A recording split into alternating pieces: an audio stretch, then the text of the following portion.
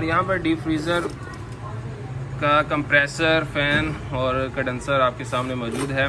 ये उसके कंप्रेसर की मुकम्मल फिटिंग है कंडेंसर के साथ।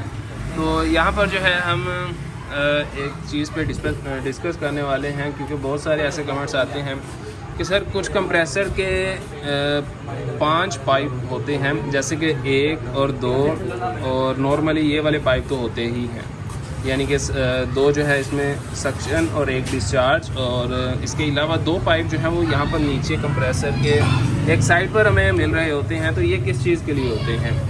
तो यहाँ पर एक तो आपको एक मेन प्रॉब्लम बताऊँगा कि रेफ्रिजरेटर जो है, कई ऐसे कमेंट्स आते हैं कि सर रेफ्रिजरेटर बहुत चोक होता है, या मोस्टली इसके रीज़न क्या होते हैं, अच्छे से फ्लशिंग भी किया है तो फिर भी चोक हो जाता है। तो ये याद रखें, ये हर कंप्रेसर के साथ पाइप नहीं होते, मोस्टली आपको नेशनल के कंप्रेसर के साथ ही मिलेंगे, पैनासोनिक नेशनल कंप्रेसर के साथ, ठीक है। तो इसका बेसिकली जो वर्क है वो मैं आपको बता दूं।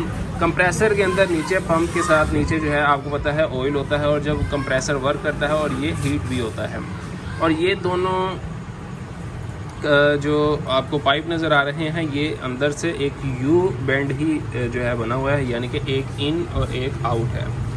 इसका पाइप आप अगर यहाँ से काट भी दें तो बाहर उन्हीं पाइप को आप सिर्फ यू अगर डाल देते हैं तो आपका काम चल जाता है। बट मैं आपको ऐसा कभी भी नहीं कहूँगा, क्योंकि आपको चाहिए कि हमेशा वो पाइप यहीं पर आप कनेक्ट रखें, क्योंकि वो कंडेंसर के पाइप हैं और कंडेंसर को हीट रहना ज़रूरी है। कंडेंसर अगर नॉर्मल टेम्परेचर पे आएगा तो रेफ्रिजरेटर को चोक होने के चांसेस ज़्यादा होते हैं।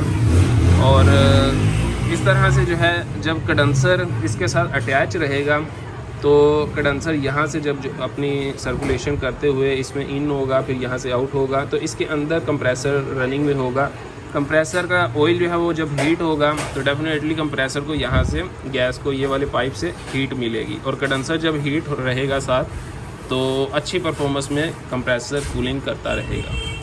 नॉर्मल आपने देखा है कि जब चोक होता है सिस्टम तो कंडेंसर जो है वो बहुत ही कम हीट हो रहा होता है, या फिर हीट होता ही नहीं है, बिल्कुल चोक कांटा जो है वो बिल्कुल ज़ीरो पे या 30 या सही 0 पे आ जाता है, यानी कि 0 से नीचे आ जाता है, चोकिंग लाइन पर आ जाता है, तो उसमें कंडेंसर आपका हीट नहीं होता।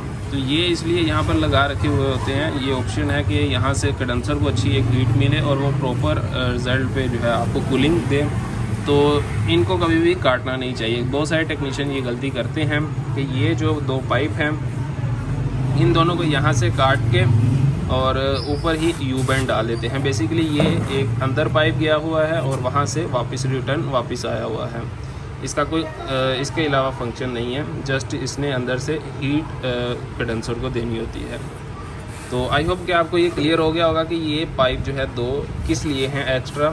बाकी आप इन दोनों के अलावा सेम ये वाले फंक्शन सेम ही समझिए। यहाँ से आप चार्जिंग लाइन, यहाँ से आप सक्शन और यहाँ से डिस्चार्ज वाला पाइप यूज़ कर सकते हैं। और ये जो है ये कंडेंसर के साथ ऑप्शनली पाइप है, आप ना भी लगाएं, कई बार चल जाता है, बट इसके साथ लगाने के साथ जो बेनिफिट है वो मैंने आपको बता दिया कि इसको लगा कर रखने से कंडेंसर जो है वो थोड़ा हीट में रहता है और उससे कूलिंग परफॉर्मेंस जो है आपको बेटर मिल पाती है।